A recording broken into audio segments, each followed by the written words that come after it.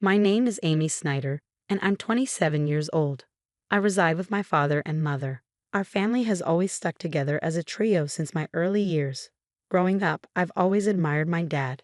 He's the epitome of hard work, running his own bustling business. Though his schedule keeps him away from home most of the time, whenever he finds a moment, he dedicates it to me. On his off days, he prioritizes spending time with me, proving himself to be an exceptional father. My mom, however, paints a different picture. As far back as I can recall, she has never been employed. While she tends to household matters, she's never lent support to my dad's business or pursued a career outside our home. Despite our comfortable lifestyle, with my mom often seen socializing and attending events, her lack of involvement in my life has left me feeling somewhat neglected. There were moments of profound loneliness, but my dad's unwavering presence always filled that void. He understood the indifference my mom held towards me and made it his mission to ensure I never felt neglected or alone. As I grew older, my mother's tendency to break promises became apparent. While my dad's commitments were steadfast, my mother's casual approach to promises left me disillusioned. I learned not to hold her pledges in high regard. Conversely, my dad's reliability and trustworthiness garnered my admiration. I even entertained thoughts of joining his company after graduating from university. Being the only child, I saw it as a way to honor my father's legacy and continue his work. Upon reaching my 20s, my father began imparting invaluable wisdom during our outings for drinks. Meanwhile, my mother's involvement in my life remained superficial. The only time she interjected was during my sophomore year of college when I expressed my desire to join my father's company. "Dad, I want to work at your company after graduation. I'm already preparing for it. I want to follow in your footsteps someday," I announced eagerly. "Amy, are you sure about that? A girl doesn't need to pursue such endeavors." My mother intervened, her words dripping with traditional expectations. "Why not? I want to work hard like Dad," I insisted. "A woman should find a good man and let her husband provide for her," she countered, echoing typical sentiments. Disheartened by her lack of understanding, I chose not to engage further. I refused to live a life tethered to someone else's ambitions, mirroring my mother's existence. I had always aspired to become an independent woman, determined to navigate through my college years on my own terms. After that pivotal moment, I dedicated myself to diligent study, paving the path to join my father's company immediately after graduation. Though my mother remained unconvinced, it seemed she eventually resigned herself to my decision. "If you choose to live this way, so be it. But remember, you'll bear the consequences of not heeding your mother's advice," she remarked resignedly. "If you're willing to accept that, then do as you please." So I followed her directive by stepping into my father's company, inadvertently widening the chasm between my mother and me. Conversely, my bond with my father deepened as we spent more time together. Reflecting on it now, I realized my mother wasn't pleased with the turn of events. Upon joining my father's company, he invested considerable effort in my training, which, unbeknownst to me, was driven by his declining health. It took him nearly half a year to acquaint me with the intricacies of the job before he collapsed at our workplace, swiftly whisked away to the hospital. Over the next 5 years, he valiantly battled his illness. "Emmy, how's the company faring without your dad?" my mother inquired, her concern veiled by skepticism. "It's challenging, but everyone's rallying behind me. Dad entrusted me with everything I need," I replied confidently. "Well, as long as that's the case, just ensure you don't leave the company to ruin as the second generation," she cautioned, her words tinged with apprehension. "You lack any genuine interest or affection for the company. You're merely preoccupied with others' perceptions," I retorted, disheartened by her lack of faith. During my father's illness, our disagreements were frequent. Despite his weakening state, he made sporadic visits to the company, emphasizing its significance. "These employees in this company are invaluable treasures to me, but I must relinquish my hold on them," he confessed, his voice laced with emotion. "Amy, I've witnessed your dedication over the years. I trust you to safeguard this place and everyone here. I don't know if I can emulate you, Dad, but I'll strive to uphold your legacy," I pledged solemnly. From that day forth, the mantle of leadership was bestowed upon me. With my father mostly confined to the hospital, my days were consumed with the company's affairs, leaving little time for homecomings. I prioritized visiting him regularly, carving out time amidst my busy schedule. My mother, on the other hand, fulfilled only the basic duties, such as delivering changes of clothes to him. Even that seemed to inconvenience her. I couldn't help but wonder about her feelings towards my father. Did she lack any sense of gratitude or compassion for his illness? The thought left me feeling sorry for him, recalling the sacrifices he made for me during my childhood, a time when my mother's affection remained elusive. Despite my exhaustion, I made a concerted effort to visit him as often as possible, a routine that persisted for about a year until he peacefully passed away in his sleep. Amidst the whirlwind of tasks that followed, I barely had a moment to grieve. My mother, oblivious to my emotional turmoil, expected me to handle everything from funeral arrangements to hospital paperwork. Realistically, I knew I couldn't rely on my mother, who had never ventured beyond the confines of our home. So I silently assumed responsibility for the myriad tasks.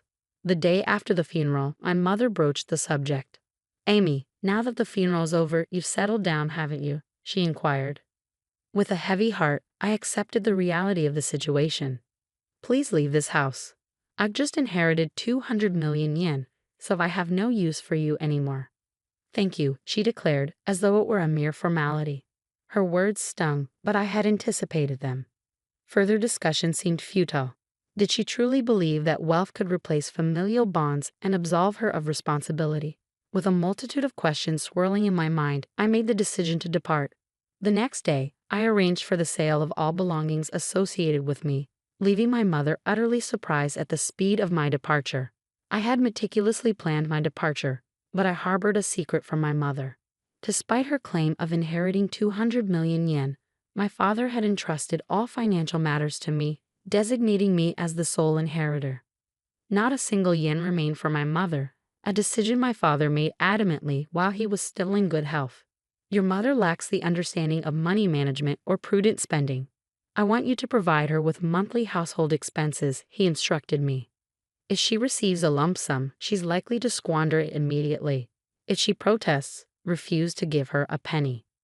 Though my father's last words were spoken in jest, he handed me an SD card containing a video message addressed to my mother. While I never envisioned showing it to her, recent events suggested its necessity might arise sooner than later. After my departure, I anticipated my mother would reach out to me, but her summons came sooner than expected. "Come home immediately," she demanded over the phone. "I'm working, Mom. What's the matter?" I replied, feeling a pang of annoyance. "I just need to talk to you." "Please come quickly," she insisted. With a sigh, I reluctantly headed back to our family home, clutching the SD card in my hand. As soon as my mother laid eyes on me, she launched into accusations. "You absconded with all of your father's inheritance, didn't you? I knew something was amiss when you left so abruptly. Hand over your father's inheritance to me now," she demanded, her greed palpable. "How selfish can you be? You can't even fulfill your duties as a mother," I retorted, my frustration simmering. In response, I silently extended the SD card to her. Confused, she inspected it. "What's this?" she queried. "I suppose you don't even know how to watch this," I remarked, masking my disappointment. I retrieved my laptop, inserted the SD card, and played the video. On the screen, my father appeared, as vibrant as I remembered him. I couldn't help but wonder how my mother would react to this video letter. Silently, I exited the room, leaving her to watch it alone. I had never witnessed my mother defy my father before, but now, in the wake of his passing, would his words resonate with her? Upon returning to the room, I found my mother in tears, her emotions laid bare. I was taken aback, my mother, shedding tears over a video of my late father. I was intrigued by the contents of the video letter he had left for her, but hesitated to watch it myself. Consequently, I remained clueless about the cause of her tears. "Mom, are you okay?" I inquired, concern lacing my voice. "Yes, I'll be fine. For now, I understand. I'll adhere to your father's wishes and entrust everything to you from now on. Please, go home for today. Call me once you've had time to gather yourself," she replied, her tone subdued. Sensing her desire for privacy, I left promptly, pondering over how my father had managed to silence my mother. Questions swirled in my mind as I made my way home. Nearly a month passed without any communication from my mother, prompting concern to gnaw at me. During my lunch break, I decided to pay a visit to my parents' house, hoping to check on her. However, she wasn't home. That evening, I returned once more, relieved to find the lights on. Sorry for dropping in unexpectedly. I came by this afternoon, but you weren't home, so I grew concerned. I explained upon seeing her. I'm sorry, I was out for my part-time job during the day, my mother explained upon my return. A part-time job? I echoed incredulously. My understanding of my mother painted her as someone vehemently opposed to work. How had it come to this? Didn't you watch that video? It was a video letter addressed to you. I retorted, baffled by her sudden change in behavior. You can take it home. You should watch it too. Hammy, can I watch it? I asked, extending the SD card to her. Very well, she acquiesced, passing it back to me. Feeling a twinge of apprehension, I returned to the office and settled at my father's desk. With a deep breath, I played the video. Honey, if you're watching this, it means you've not been able to communicate with Amy. First of all, thank you so much for helping me raise Amy until now. Without you, I don't think I could have managed the company while bringing up Amy. My father's voice resonated through the room. As his words continued, a sense of unease crept over me. Then he uttered something unexpected, something that shook me to my core. You've taken care of Amy, even though she is not your child, and I have nothing but gratitude for you. You've stood by my side for so many years, but as a result, you've given up on your dreams and have reached your age without earning your own living. For that, I take responsibility because I have allowed you to live a life of luxury. I'm sure you'll be in trouble when I'm gone. I'm not my mother's child, I blurted out, the realization hitting me like a ton of bricks. But then it clicked. Despite the lack of overt affection, she had cared for me every day, doing the bare minimum for a child who wasn't her own. Who was this person? I didn't register our marriage because you told me you felt bad for your sister, so I ended up supporting your living and didn't do anything else. I'm sorry, but once I'm gone, I worry about the rest of your life. There's no one to support you, and I've taken your life away. I sat in disbelief as my father spoke, his words flowing with unexpected clarity. It was all news to me, his concerns, his regrets, his hopes for our future. Throughout the night, I grappled with the weight of his revelations before confronting my mother the following day. Mom, I watched the video from Dad yesterday. You know it all now, I began, my voice tinged with a mixture of confusion and realization. I raised you because I was asked to. That's all, she confessed, her tone heavy with the weight of untold truths. What happened to my biological mother? I pressed, seeking clarity amidst the swirling chaos of newfound information. You were the child of my sister and your father, she explained somberly. My sister died right after giving birth to you, and I promised your distressed father that I would help raise Amy. I would become your mother. With her revelation, everything fell into place, even the parts I had previously only imagined. I learned of my mother's sacrifice, how she had set aside her own dreams to fulfill her promise to my father. I recalled how my mother used to work in a diner, her vibrant spirit and dedication palpable. Her dream had been to own her own diner, yet when she chose to become my mother, she shelved that dream. However, inspired by my father's words and prompted by the memory of her deferred dream, my mother made a decision. She resolved to reclaim that dream, embarking on a journey to pursue it once more. Currently, she is undergoing training as a part-timer, determined to turn her dream of owning a diner into reality. I should have done this earlier. Working is fun and suits me. I had no idea, so it's my fault you didn't work. I'm really sorry for not knowing anything, my mother admitted, her tone filled with regret. It's not your fault, Amy. I made the decision myself. But I'm not good with children, so I couldn't handle you well. I'm the one who caused you trouble, she continued, taking responsibility for her actions. As we conversed, I realized it was the first time we had such an open dialogue. At this stage in my life, I finally felt like I had come to understand my mother a bit better. Our conversations became more frequent, leading us to a decision: to use the money left by my father to fund the opening of her shop. Once she started working, my mother became somewhat more humble. She hesitated when the topic of funds for the shop came up, a behavior that would have been unimaginable not too long ago. While maintaining my regular job, I also assisted with the opening of her diner. This brought me into frequent contact with my mother, fostering a newfound relationship between us. Regarding living expenses, she insisted on managing them with her own income, refusing to accept help from my father's inheritance, promising that you'll tell me if you're struggling. After all, Dad trusted me to take care of you, I urged her. I'll be fine living on my own. It doesn't cost that much.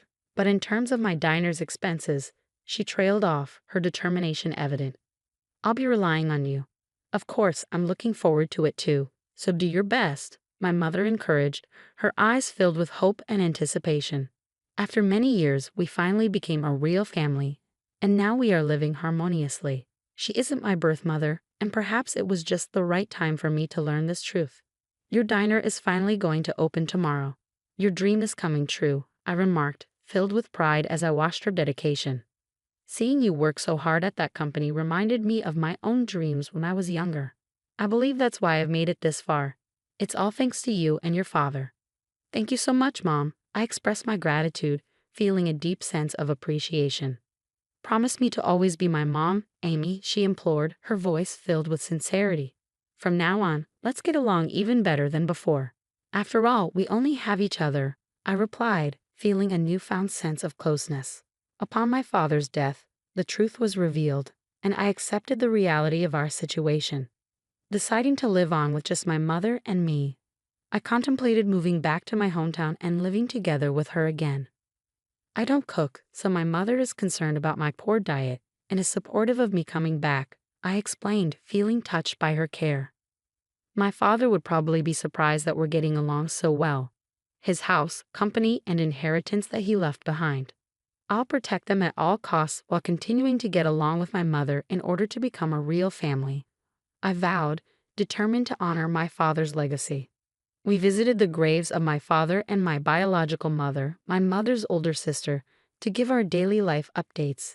After going through the process of adoption, I finally became registered as my mother's daughter, forging a bond that transcended bloodlines. I never planned to keep my success a secret. Life just worked out that way. Growing up in Singapore, my parents taught me the value of hard work and education. Emily, knowledge is the one thing nobody can take from you, my father would say as he drove his taxi late into the night to fund my studies. My mother worked 2 jobs, and together they made sure I had everything I needed to excel. Their sacrifice paid off. I graduated top of my class in finance and landed a position at one of Asia's largest banks. By 28, I was the youngest division head in the bank's history, managing over $50 billion in corporate loans. But few knew this side of me. I met James at my friend's small cafe where I loved to work on weekends, helping out just to stay grounded. He walked in one rainy morning, ordered a latte, and smiled when I drew a little heart in the foam. "This is the best coffee I've had in months," he said, his eyes crinkling at the corners. "The secret is making it with care," I replied, wiping down the counter. He came back every weekend after that. We talked about everything: his work as an architect, his dreams of designing sustainable buildings, his close relationship with his family. I found myself looking forward to our conversations, enjoying how he saw me for who I was, not what I owned. When he finally asked me out, I said yes without hesitation. Our first date was at a humble hawker center, sharing plates of char kway teow and laughing about nothing in particular. I fell in love with his kindness, his integrity, and how he treated everyone with respect, regardless of their status. "My family's a bit traditional," he warned me before our first dinner with them. "They can be judgmental about status and career." "Don't worry," I assured him, "I can handle it." I wasn't prepared for Richard Chen, James's father. A self-made real estate tycoon, he dominated every room he entered. His wife, Helen, was equally intimidating in her designer clothes and perfectly coiffed hair. James's sister, Victoria, took after their mother, down to her dismissive glance when I mentioned working at a cafe. "A cafe?" Richard's voice boomed across the dinner table. "James, I thought you said she went to university." "She did, Dad. Emily has a degree in—" Clearly not putting it to good use, Richard interrupted. "In this family, we believe in ambition. Excellence. Not serving coffee." I saw James's face redden, but he stayed silent. Helen touched her pearl necklace, a habit I learned meant she was about to deliver a carefully crafted insult. "Dear, perhaps you could help Emily find a more suitable position. The cleaning company we use is always hiring." Victoria snickered. "At least she'd have health insurance." I maintained my composure, years of high-stakes negotiations serving me well. "I enjoy my current work, but thank you for your concern." The rest of dinner passed in a blur of subtle digs and patronizing advice. James apologized profusely on the drive home. They'll come around, he promised. They just need time to know you. But they didn't. Over the next year, as James and I grew closer, his family's disdain only intensified. Every family gathering became an exercise in endurance. Richard never missed an opportunity to remind everyone of my humble station. Helen orchestrated seating arrangements to keep me far from important guests. Victoria openly suggested James find someone more appropriate. When James proposed, their reaction was predictable. A cafe worker, Richard exploded. Have you lost your mind? Dad, I love her. James stood firm. Love won't maintain our family standing. Richard shot back. If you marry her, don't expect any support from me. But James chose me. We had a small, beautiful wedding, without his family present. Months passed. I continued my weekend cafe shifts, finding peace in the simple work while managing billion-dollar deals during the week. James respected my choice to keep my career private, understanding my need to be loved for myself, not my position. Then came the annual Chen family reunion. We have to go, James insisted. They're still family. I agreed, hoping time had softened their hearts. I was wrong. The reunion was held at Richard's mansion, a sprawling estate that screamed old money. The moment we arrived, I felt the familiar weight of judgmental stares. Oh, the cafe girl still hasn't found a real job. Victoria's voice carried across the garden. How persistent. Richard gathered everyone for his annual family address, champagne flowing freely as he boasted about the family's achievements. Then he spotted us. Ah, James, come, tell everyone about your new project. His eyes slid past me. And your wife can serve drinks. It's what she's good at, yes. Laughter rippled through the crowd. James opened his mouth to protest, but before he could speak, a commotion erupted near the house. Richard's secretary came running out, face pale. Mr. Chen. Urgent call from the bank. Not now, Richard waved her off. We're celebrating. Sir, it's about the emergency loans. They're denied. Richard's smile faltered. Impossible. I spoke with the division head yesterday. No, sir. The new CEO is reviewing all major loans personally. They're requesting a meeting tomorrow. I felt my phone vibrate, my own secretary calling. I knew what this was about. Richard's company had been flagged for suspicious accounting, and as CEO of the corporate banking division, I had ordered a complete audit. The timing couldn't have been more perfect. Excuse me, I said quietly, stepping away from the crowd to take my call. Ma'am, my secretary whispered, Chen Development's financials are worse than we thought. The audit shows systematic misrepresentation of assets. Send me the files, I replied. I'll review them tonight. When I returned, Richard was in full crisis mode. His face had lost its usual smugness, replaced by barely concealed panic. He was barking orders into his phone while Helen hovered nearby, wringing her perfectly manicured hands. Victoria sidled up to me, her voice dripping with false sympathy. Looks like Daddy's company is having issues. Not that you understand business matters. More champagne? I smiled politely. No, thank you. But I do have a question. How's your position at your father's company? She preened. I'm Executive Vice President of Operations. Interesting. And what exactly do you do? Her smile faltered. I oversee things. Important things. Like the shell companies in the Cayman Islands. Victoria's glass slipped from her fingers, shattering on the marble floor. Several heads turned our way. I don't know what you're talking about, she hissed. The ones hiding your father's debt? Or perhaps the inflated property valuations? Before she could respond, Richard's voice boomed across the garden. Everyone, party's over. Family emergency. As guests began to leave, Richard pulled James aside. Son, I need your help. The bank, they're being unreasonable. Your architecture firm has good relationships with other banks, yes. James looked uncomfortable. Dad, we're just a small firm. We don't handle those kinds of loans. Useless, Richard exploded. Just like your choice in wife. If I lose this company, it's on your head for bringing bad luck into this family. That was enough. I stepped forward, my phone in hand. Mr. Chen, I believe we have a meeting tomorrow at 9 a.m. He barely glanced at me. This doesn't concern you, coffee girl. Actually, it does. I opened my banking app, displaying my executive profile. I'm the CEO you'll be meeting. The silence that followed was deafening. Richard's face cycled through confusion, disbelief, and horror. Helen's pearl necklace clattered to the ground. Victoria looked like she might faint. "That's impossible," Richard stammered. "Emily Chen, CEO of Corporate Banking Division, Singapore United Bank," I stated calmly. "Your loan applications crossed my desk last week. The irregularities were concerning." James stared at me, mouth agape. "Emily? All this time, I wanted to be loved for who I am, not what I own," I explained softly. "You gave me that gift. Your family, not so much." Richard suddenly straightened, his businessman instincts kicking in. "Well, this is wonderful news. We're all family here. Surely we can work something out." "Family?" I echoed. "Like when you called me a gold digger at our wedding reception. Or when you told your business associates that James married beneath his station." Helen stepped forward, arms outstretched. "Darling, we were just protecting our son. Surely you understand." "I understand perfectly. You judged me, humiliated me, and treated me like dirt because you thought I was beneath you. Now you want my help." Victoria attempted damage control. "Emily, sweetie, we were just teasing. It was all in good fun." I turned to James. "Did you know about your sister's role in the company?" He shook his head. "She said she was handling operations. She's been helping your father hide debt and inflate assets. The audit shows years of financial manipulation." Richard's face turned purple.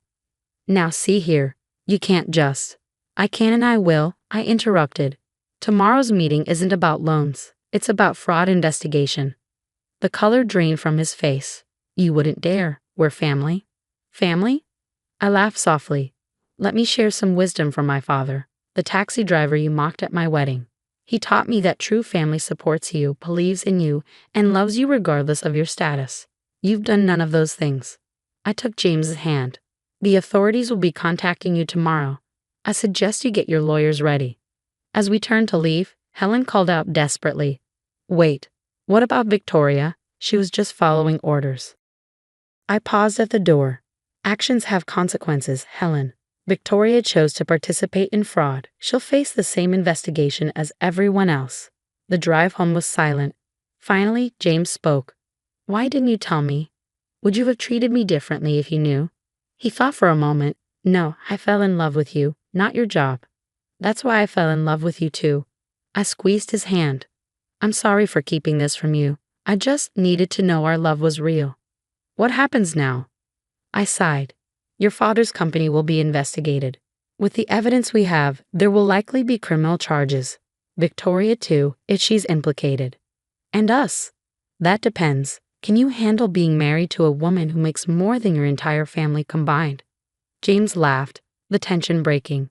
"I think I'll manage, but no more secrets." "No more secrets," I promised. The next morning, the Chen family empire began to crumble.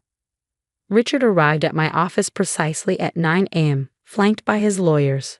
Gone was the arrogant tycoon. In his place sat a man who finally realized he wasn't the most powerful person in the room. The audit revealed systematic fraud spanning 5 years, I stated, sliding the report across my desk. "Falsified valuations, hidden debts, shell companies. It's all here." "We can explain," his lawyer began. "No need. The evidence has been forwarded to the authorities." Richard leaned forward. "Emily, please, think about what this will do to the family name. Like you thought about my reputation when you told everyone I was a gold digger?" Before he could respond, my secretary interrupted. "Ma'am, the police are here." What followed was a media circus. Chen Development CEO arrested for fraud splashed across headlines.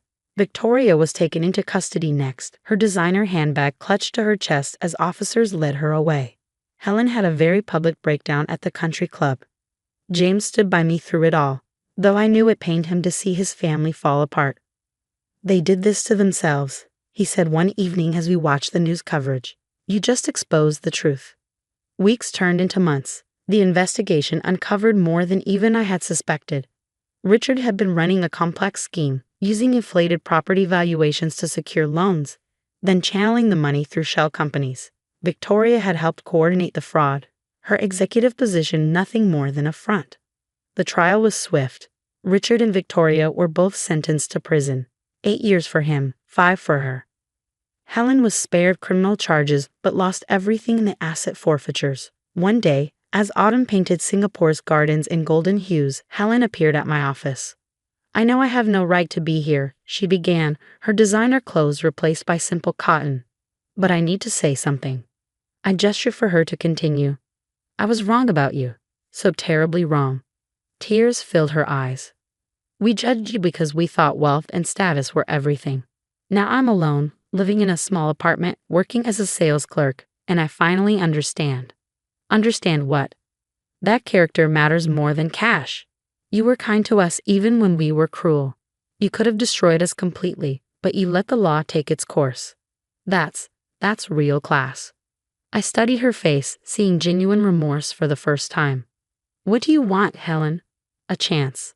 Not to be close. I know I don't deserve that. But to apologize to you and James. To try to be better." 6 months later, we hosted a small dinner party. Helen came bringing homemade dumplings, a skill she'd learned in her new life. She was different now, humbler, more genuine. James was healing too, visiting his father and sister in prison, working through years of family dysfunction. As for me, I kept my weekend shifts at the cafe. Not because I needed to hide anymore, but because I loved the simplicity of making someone's day better with a perfect cup of coffee. One morning, a young woman came in, looking defeated. "Rough day?" I asked, drawing a heart in her latte foam. "My boyfriend's parents think I'm not good enough," she sighed. "Wrong background, wrong job." I smiled, remembering where my own journey began. "Let me tell you a story about family, pride, and what really matters in the end. Life has a way of teaching us its most important lessons. Sometimes it takes losing everything to understand what truly matters. Richard and Victoria learned this in prison. Helen learned it through humility, and I learned that being true to yourself is worth more than all the wealth in the world." James and I are expecting our first child now. We've decided to name her Grace, a reminder that sometimes the hardest situations deserve a measure of mercy. Helen is excited to be a grandmother, and even Richard, through his prison letters, seems to be reflecting on what kind of legacy he really wants to leave. The cafe still stands, a humble reminder of where our story began. Sometimes customers recognize me, the banking CEO who serves coffee on weekends. They often ask why I still do it. My answer is simple. Every cup of coffee is a chance to make someone's day better, and at the end of our lives, isn't that what matters most? They usually smile, understanding or not. But I know my truth. Success isn't about power or revenge or even proving others wrong. It's about staying true to yourself, showing kindness even when it's not deserved, and remembering that everyone, even those who hurt us, deserves a chance at redemption. As I write this, I'm sitting in the cafe, watching the sunrise paint the city in shades of hope. James will join me soon, as he does every weekend. Helen might stop by with her dumplings. Life isn't perfect, but it's real and rich with lessons learned. And sometimes, when I'm making coffee or reviewing billion-dollar deals, I think about my father's words. Knowledge is the one thing nobody can take from you. He was right, but he missed something important: integrity, compassion, and the courage to be yourself. Those are things nobody can take either.